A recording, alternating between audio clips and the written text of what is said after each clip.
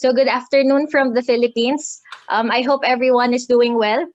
And in behalf of FPSDC, we would like to extend our thanks for giving us the opportunity to share our initiatives, the initiatives that we do here in FPSDC. So we will be sharing our screen for the presentation.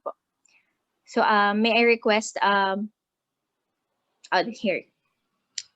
So once again, we would like to thank you for this opportunity, and it is our pleasure to share with you the different initiatives that we take on in FPSDC in our efforts to market and distribute the products of our partner farmers. So my presentation for today is entitled FPSDC and its brands, so helping farmers get better income. So to give you a brief background of how the presentation will run, this will be the outline of my presentation for today. So first, I will give a brief introduction of who FPSDC is, and then I will also be presenting to you our distribution and marketing framework. And as part of that, I will also give introduction and discussion on FPSDC and the different brands it holds. And then apart from that, I will also be sharing the challenges in building a brand, and lastly, the different takeaways that we were able to gather based from our different initiatives. So to start off, I would like to introduce to you our name, Federation of People Sustainable Development Cooperative. So it is a bit of a mouthful, but once you get used to it, it will be easier to say our name. So we are a secondary cooperative established in 1998. And back then, we were established by 21 founding members. From that 21 founding members, after 2 decades, more than 2 decades, our membership has already grown to around 170 cooperatives. And our members are from different parts of the Philippines, from the 3 main islands of Luzon, Visayas, and Mindanao. So for FPSDC, we also have set our vision and mission in order for us to fulfill the different goals that we have set. So for our vision, we envision FPSDC to become a leading federation committed to the advocacy and work for social justice and equity towards social transformation. And anchored on that vision is our mission, where we recognize FPSDC as a part of a global movement working for alternative structures and means for social justice and equity. It is also in our mission statement where we declare the different initiatives that we do and the different initiatives that we take. So we facilitate cooperative development by strengthening, providing support and access to ethical, value-based, innovative, and responsive programs and services. So from that vision and mission, we are also further fueled by the advocacy that we uphold. While there is an existing 7 principles of cooperativism, under that principles, we have also our sustainable development advocacy. So we have defined these 4 Ps as a way for us to concretize our advocacy for sustainable development. And in order for us to concretize our advocacy, we ensure that all our programs, as well as the programs of our members, are adherent to our people, planet, prosperity, and peace advocacy. So by people, we mean that all our programs should be in line with the promotion of social justice, equity, gender sensitivity, among many others. For the planet aspect of our advocacy, we ensure that all our initiatives that we take on are sustainable and are sustainable enough. And then for prosperity, we don't just settle for financial security, but more importantly, food security, among many others. And for the last P, this is our ultimate goal. We are hopeful that through the means of the 3 earlier Ps, the people, planet, and prosperity, we can get to fulfill our 4th P, which is peace. So by this, we mean unity, global cooperation, national sovereignty, among many others. So in order for us to better cascade these advocacies down to our members and for us to relate to our members, we offer 2 main programs and services in FPSDC, namely the financial services and the non-financial services. But for this afternoon, I will only be focusing on the distribution and marketing side of our non-financial services. So just a brief brief of a background. So why did FPSDC decide to venture into distribution and marketing? So FPSDC started going into distribution and marketing late 2016. So and with this, being an advocate of sustainable development, we in FPSDC encouraged its members to consider taking on sustainable agriculture. And after some time, those members that we have encouraged were persuaded and most decided to shift to agriculture. However, after a while, several gaps and challenges surfaced from this shift. So as you can see, the creation of our distribution and marketing came from the need of our members. And among those different gaps and challenges, we only selected three. While there are many other challenges that still arise up to this moment, we will be focusing on three. Number one, the market access. So farmer ranchers do not have enough means to access the mainstream market. And then another is the cost of certification. So the expenses for certification here in the Philippines, particularly for organic accreditation, is no joke, which is why a lot of our members are really finding it hard to have their products certified. And lastly, technical support. So the cooperatives producing are in need of additional technical support in order to further improve their products and pass the standards of the mainstream market. So these are just few of the different gaps and challenges that we saw that came about by our encouragement members to shift into organic agriculture. And because of this, noting all these gaps and challenges, we have decided to start our distribution and marketing facility. And in order for us to have a strong foundation, for us to have a clear direction on where we want to see our distribution and marketing facility, we have created a growth and sustainability plan to cover years 2017 to 2020. So in this growth and sustainability plan, we have envisioned FPSDC to become locally and globally recognized as a distributor of sustainable products from cooperatives and communities. Apart from that vision, we have also set our mission wherein we committed ourselves to mainstream sustainable products of the community and contribute in their empowerment. So that's where the direction of FPSDC has founded itself. So with that vision and mission, we have crafted our framework on how we will be operationalizing this distribution and marketing facility. So as you can see, our framework for the DNM facility is based on a value chain approach of doing business, meaning we operate from farm to fork. By this, we mean that as early as consumption up until to the production, FPSDC already has different interventions with its members. Apart from that, this said facility is divided into two parts. So as you can see, one side is for the development side and then the other is for the business side.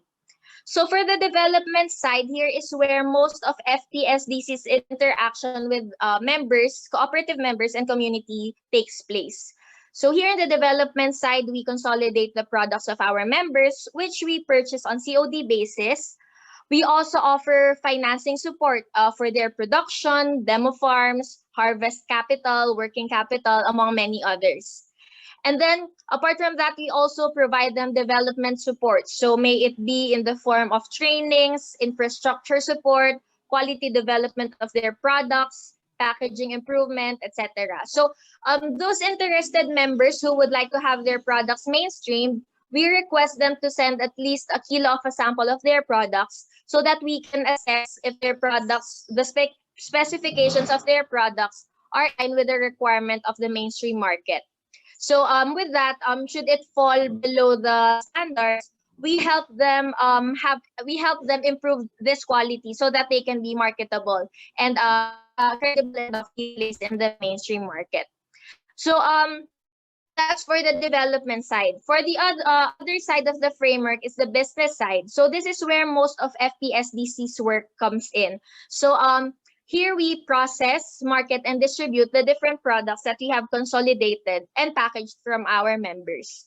So we distribute them to supermarkets, institutions. We are already in the for our export market. This is already in the works. So we have we have started our dialogue with DTI as one of our partners for this. We also have our own Piling Pinoy web shop. So this is we set up our own web shop similar to that of eBay, Amazon, so, as another distribution channel for us. We also have FNC kiosks that we installed in the offices of our different partners and cooperatives. And lastly, we are looking into the possibility of venturing into TV shopping. So those are the different channels wherein we distribute the products of our members. So as you can see in that from that framework, I will be focusing on the three different brands that were presented in that. So in FPSDC, we do not only have a brand for our final product, for our final processed product. We also have brands as from the production up until to the distribution, and we did this because we knew that we have to make every part of our chain remarkable, and it must ring a bell to our partners so that it'll be we could raise more awareness to these different initiatives that we do. So here you can see we have Hive for our production efforts, F Farms and Cottages or FNC for marketing, and lastly Piling Pinoy for our distribution. And all these brands are registered and registered with the Intellectual Property Office of the Philippines. So these trademarks have been registered under FPSDC's name. So to start with, for the first brand, we have the Hive or Handholding in Viable Enterprises. So the concept behind Hive is that it is a social franchising facility. So I'm pretty sure everyone is familiar with the concept of franchising, where a certain enterprise package is cascaded down to interested individuals for them to start with their own businesses. But in the case of Hive, what we do is we consolidate the technologies needed in developing different agricultural enterprises that we can cascade down to our members. So it's a complete package, meaning the technology needed has already been researched, the quality assurance, the needed financial support, the needed infrastructure to kickstart the business. It's already packaged into one. So to kickstart this program, we have identified cocoa sugar as our initial product for Hive. And we are also already almost complete in setting up our first prototype for a cocoa sugar processing facility. So the idea here is we call this Hive because the concept behind this is similar to a beehive. So there will be different. Similar to a beehive, there are different compartments that are assigned for the different products that we intend to develop. So unlike the usual franchising, this will be cascaded down to our cooperative members and not to individual cooperatives. So that's for our brand, for our production. For our marketing brand, as I mentioned earlier, we distribute to different institutions and supermarkets. So at present, we carry them under the name Farms and Cottages. So this is what we use to carry the products from cooperatives and community enterprises. It helps farmers, fisher folk, and community enterprises get better income.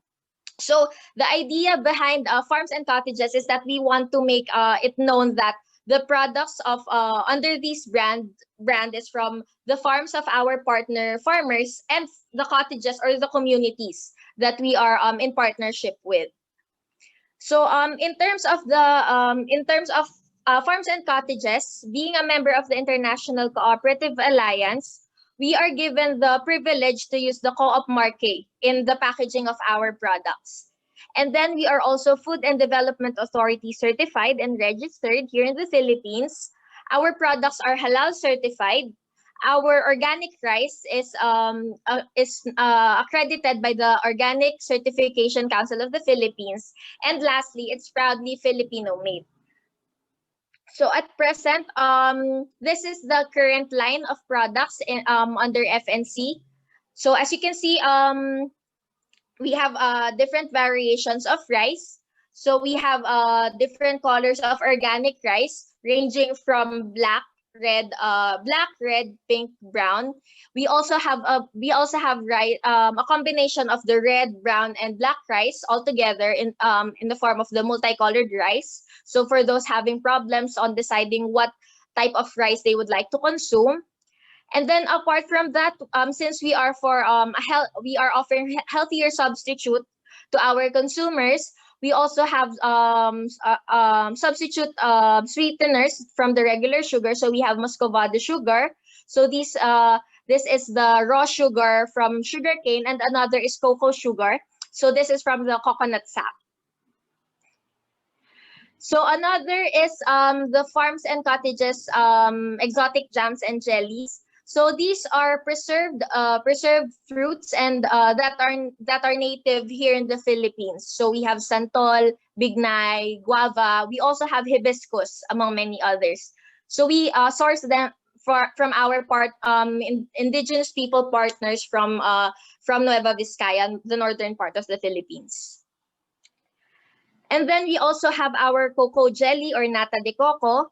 We have our raw wild honey and herring Spanish sardines.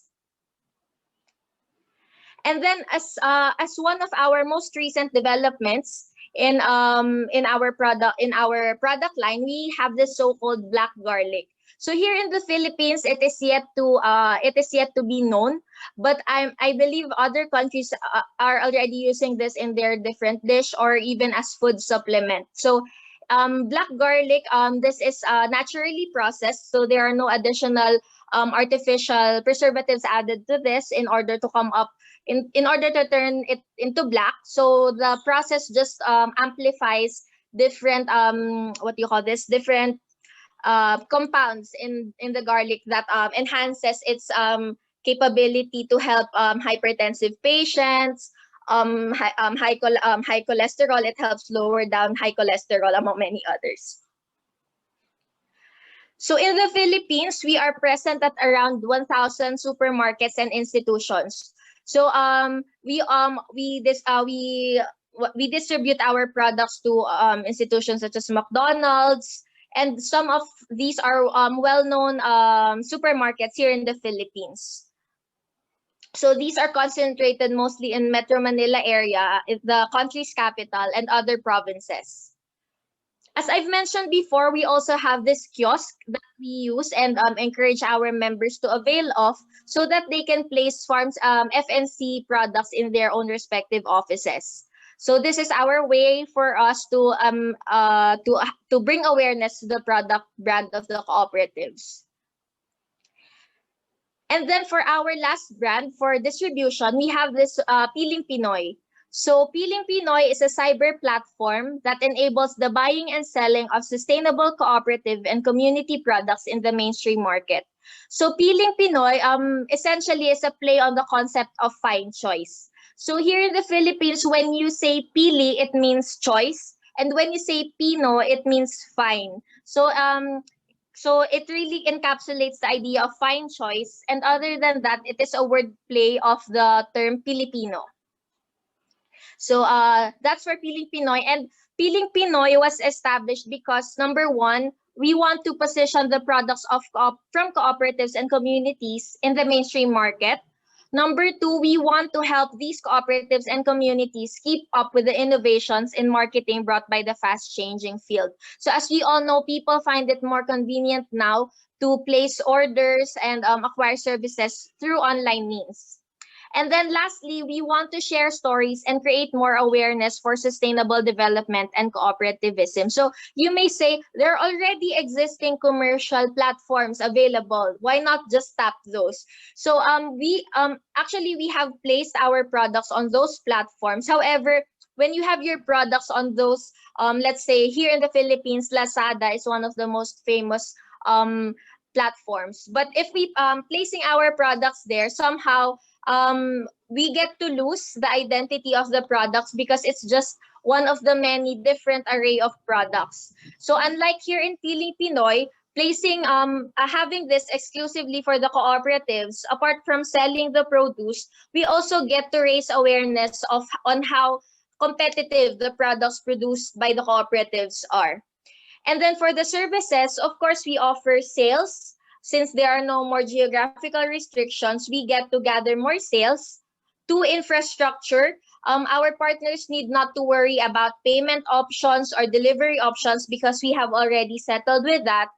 And lastly, consultancy. So just like as part of our entire framework of distribution and marketing, we also offer our product development services through Piling Pinoy for our members. So that's those are the three main brands that we carry in FPSDC as part of our value chain. So in this part of the presentation, I will be enumerating the different challenges that we have faced in building a brand. So number one of the challenges is making the brand. So conceptualizing your brand alone is not an easy task. And building your brand is another story. So we all know how different it is to come up with a name that's catchy and unique enough to encourage consumers, to call on consumers. And that alone is not an easy task. And then another part of that is building the reach of your brand. So it's not enough that you just have the name. You must ensure that this brand will be marketed well for more consumers to know this of. And then another is imitation. So this challenge does not only pertain to actual imitation of your product, but also the imitation of your product feel and concept. So we did not just limit this in the idea that other brands maybe sell similar products, but the idea behind this is that they may come up with similar similar concept to that what we have. And it is a risk and it is a threat for us because if something happens to their brand, something that would compromise the integrity of their brand, we might be associated because of the similar feel and concept that we have. So in order for us to mitigate this, as I mentioned earlier, we have registered our brands to the Intellectual Property Office rather, here in the Philippines, to ensure that our brands are uniquely ours and are officially registered. And then another are the major brand competitors. So we are all well aware of the different major players, the key players that were established, that are already established and are key players in the mainstream market. So this is a challenge for us because it is placing a new brand in the market is already a challenge. All the more those products from communities, especially given that there is that prejudice against community products and cooperative products. So that is really one challenge that we have faced. And in order for us to address this, we ensure that the products that we sell, that we mainstream, are really of high quality, so that we can break the stigma against cooperative and community products and to make our products globally competitive enough. And then these last two challenges are interlinked. The one is maintaining the significance of the brand, and the other is sustaining the brand. So in maintaining the significance of the brand, what we mean by this is that we are challenged to have a balancing act between between our advocacy and the profitability of our brand. Because of course, as a cooperative, we want to ensure that in whatever we do, we get to uphold our advocacy. However, especially in terms of distributing organic products, here in the Philippines, we do not have that much suppliers, or at least in our membership, our supplies for organic products are very limited. So, which entails high costs of production. And with that, it is really a challenge. So we must always figure out how to balance that idea between advocacy and profitability. And then interlinked with that is sustaining the brand. So apart from creating the brand, development demands a lot of work for marketing, quality, and product development. So as I mentioned earlier, it's not enough that you start off a brand, but you must ensure that it will be consistent. It will be consistent in through the years, that it will retain the same identity that it has generated through the years. So those are the different challenges that we have faced in branding, in making our own brand. And from those, I would just like to end my presentation. I would just like to leave 4 takeaways that we have that we were able to gather from those experiences. So on top of the list is the idea that innovation is really a key. So, given the fast changing field, we must always be prepared to explore other means that would continuously improve our operations. So, as mentioned earlier, there were some discussions about resiliency, how to keep our brand resilient.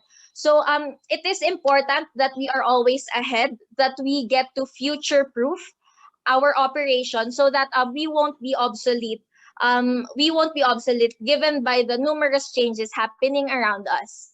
And then we must not be afraid of learning and unlearning things so that if it is really required for us to better our operations. Number two, marketing and documentation is vital. So aside from promoting a brand, it is also a must to ensure that all successes of the brand can also be communicated in order to build its credibility. So we in FPSDC we have been told that in order for us to earn credibility, we must learn how to shout from the roof. So whatever achievement it is, whatever achievement it is, milestone from for your cooperative or for your brand, you must be proactive enough in speaking about it and letting it known to others, because it is a way to build credibility and to earn the trust of your consumers. Number three, know the playing field. It is important that we first scan the battlefield that we want to join for us to better understand the needs and requirements for us to be a key player. So this has already been raised in the earlier presentations of Ms. Toledo. So that's the same sentiment. And then lastly, brand integrity is vital. At the end of the day, your brand will speak for itself. For the story and advocacy behind it, as well as its track record. So um you must always be committed to ensure that your brand can carry itself, that it has the quality that it needs for it to be known as the quality brand that you want it to be known. So that's all for FPSDC, and I hope I was able to share with you at least I was able to share you different insights that we have learned through the years. So thank you very much.